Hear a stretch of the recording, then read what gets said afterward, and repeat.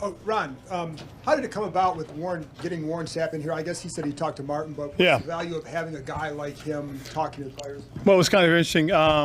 Actually, what happened was Jeff Scanini, who works with our defensive line, played in the league, and he and Warren were teammates, as was Martin. And so we talked about it.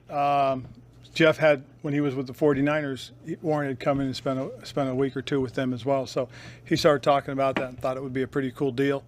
And I thought it would be a great idea. I know Warren as well. Coached against him, played against him actually, and just know who he is. And he's the right kind of guy. And the really neat thing about watching it too is there are some things that, guys that have done it, it gives them a little something extra in terms of when you can get guys' attention. And I think that's been real good for us. And then there were a few veterans not going today. How much was it just? Well, just taking care of guys right now. We had actually a couple guys that were sick, and so they missed today. But again, it's voluntary. But again, they were excused because of the illness. Ron, obviously a lot of what you guys are doing is just experimenting with rotations and where you guys have lined up and things like that. You mentioned St. Jude's even playing, in the slot. What are some other things you've been kind of looking at from that perspective to get a feel for where kind of guys are and maybe how things could go? Well, I don't want to get too specific because some of that stuff is game plan stuff. But, working Benjamin on the inside most certainly it's been something that we talked about doing just because of his length and his quickness. He moves very well lateral, and we felt that would be a good spot to give him a shot at. Last season when Kendall settled in outside, he was very good for us. And Danny Johnson's a guy that we also think can do some really good things. One thing that we really have looked at has been the different combinations of who can play the Buffalo nickel. One of the things that we have found is that with Bobby there, as one of the two safeties, if we get into a mismatch situation and we're in Buffalo, we can drop Bobby down and take the safety and put the safety back into the post or into the half. So, we're looking at things like that, trying to find out what that good combination is. The thing that we're real excited about has been the play of the young safeties. Without Reeves and Defoe and Percy have all three done a really nice job, and we like who that group is. So we're pretty excited about what we've seen from them. Other things that we've looked at different defensive line combinations. Obviously, Chase isn't out here yet, and it's just a matter of time before he's back. Not sure when, but it'll be a matter of time. But you look at those different combination guys we've been able to work through, and these last 2 days having Duran out there has been really good for the guys. So that's been that's been very pleasant. And to circle back on Terry for a second, obviously it's mandatory. He's not here. Is his absence though excused? Is he subject to fines or? No, he's subject to the rules, and we'll go from there. But we give you guys a little tidbit. We've been talking with his folks probably the last week, and working on some stuff, and hopefully it'll be taken care of in a matter of time. All right. How much time, don't know, but it's never contentious. I can promise you that much. So we're feeling pretty good and pretty confident at some point this will get done, okay? And then without further ado, welcome back, Nikki. It's good to see you. Your tight ends room, you've had success with a lot of guys that have converted from other positions. Is that happenstance, or is it becoming something that you kind of look for? Well, it's kind of something we look for because, again, you guys know my first year here, one of the things we talked about was position flex, guys being able to move around and do different things. Well, it's one of those things that kind of applies to the tight end position that you look for guys, whether they be former basketball players or big wide receivers that just keep getting bigger. AGG is a great example of a young man that just came back and he was bigger. I think it was like 238, I think is what they told me, and they thought he could probably stay around there and be very comfortable. And I think right now he's about 232, I think the last time I checked. But, he can put that weight on. One thing that's been really good right now, and we're not in pads, but you see his blocking technique in terms of his footwork, his hand placement, the way he's setting himself and being in a good football position. So, trying to find guys that can convert or can become those kind of guys is, you do look for. And with Logan sideline now, how competitive is that group behind him and trying to? It's very competitive. It really is, Nikki. The thing that's been a lot of fun to watch, is what we're getting from those young guys and how many opportunities, extra reps they're getting. Really pleased with John. I think John Bates came back in great shape. He's working very hard. I was standing next to the Coach Hostler as we were watching Coach Castillo take him through their practice reps, and we were commenting on how when you look at how much more comfortable he moves around and just know he's taken a big step. Then you look at the guys that are behind him that are learning and growing, developing. The one thing we feel is we're a little more athletic as we start getting into our depth. And I think that can play very well into the things that Scott wants to do with the different personnel groupings we can use now. Not just being an 11 and 12 team, but we can be 11, 12, 13. And even if we get a little salty, we can go 14 personnel if we wanted to. Hey, Coach. So back to Benjamin a little bit. From kind of last year to this year, what have you kind of seen in either his attitude or in his technique that kind of shows a difference in how Now, who was that again? St. Just? Oh, Benjamin. Yeah. I think the biggest thing you see is his confidence level in which he's playing. It's interesting, but a lot of our first and second year guys from last year and the year before, you see a little bit more swagger in their confidence when they're out there on the field doing things that they're capable of. That's pretty cool to watch.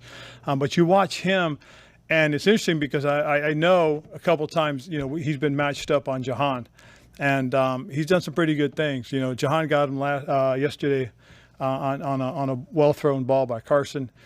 He couldn't pick it up, but he was right there. And it's one of those things that when you watch a guy practice with confidence, he feels that he knows what he's doing and he's using the techniques the right way. So that's been something that's been very pleasing to watch. And after a couple concussions, is there any kind of concern about re-injury or no?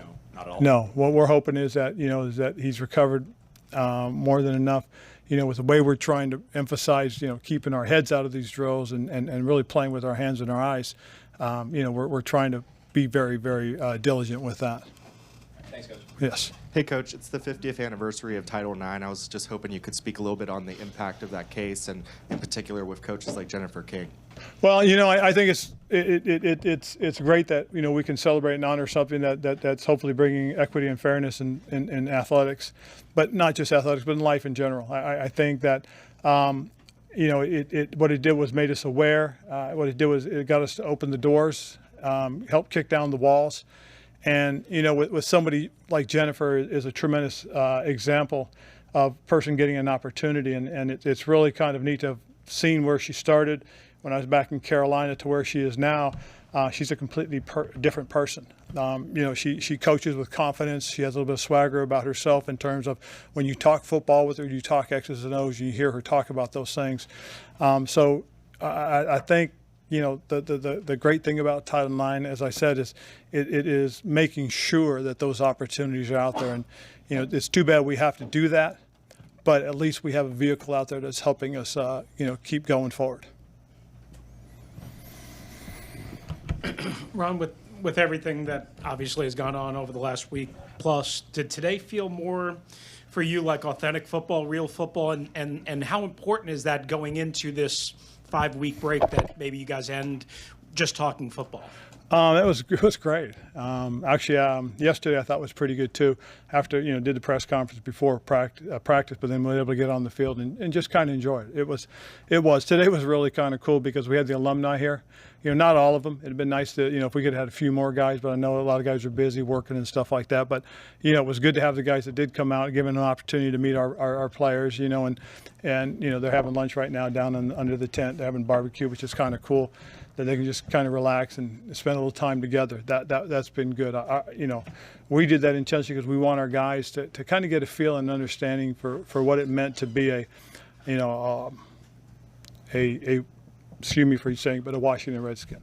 Now they're Commanders, but these are a group of men that help lay the foundation for what this organization has been and what this organization can be, and really, it was kind of neat to see those guys.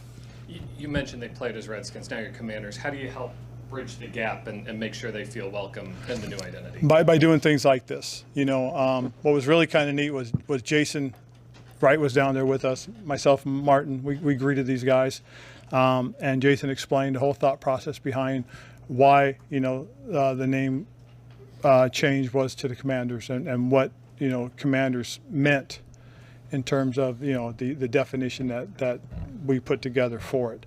And I think some of the guys saw that, which was kind of cool. I mean, it's always hard because it's such an icon. It was such an iconic name and logo. But we understand that going forward, this is what it's going to be. So, but they were great. It was good to see them. yesterday you said it's not a one-to-one between Terry's contract situation, the couple last year, and I know you guys are working on it now, but with the timing and the deliberateness of the three, I guess, big deals that you've worked on since you've been here, is that sort of reflective of a front office philosophy to take that time?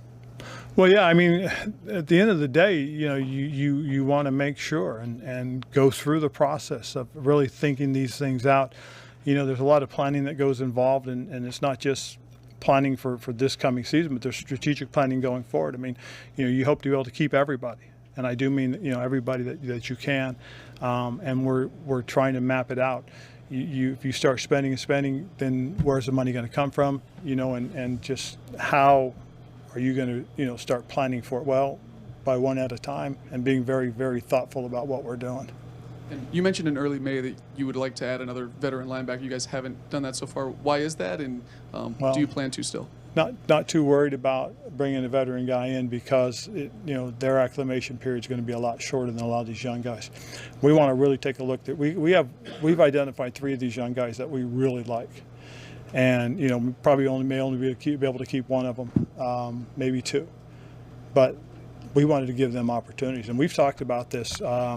Probably at least maybe twice a week for probably the last 3 weeks, and what we've seen in those 3 guys. So we constantly go over those and talk about that, and we'll watch a little bit of tape on each one of them, and just kind of see where they are. And as we get closer to training camp, we'll start deciding what our next move is going to be as far as personnel. Take 3 more. Any interest in naming those 3 guys? No. Figured.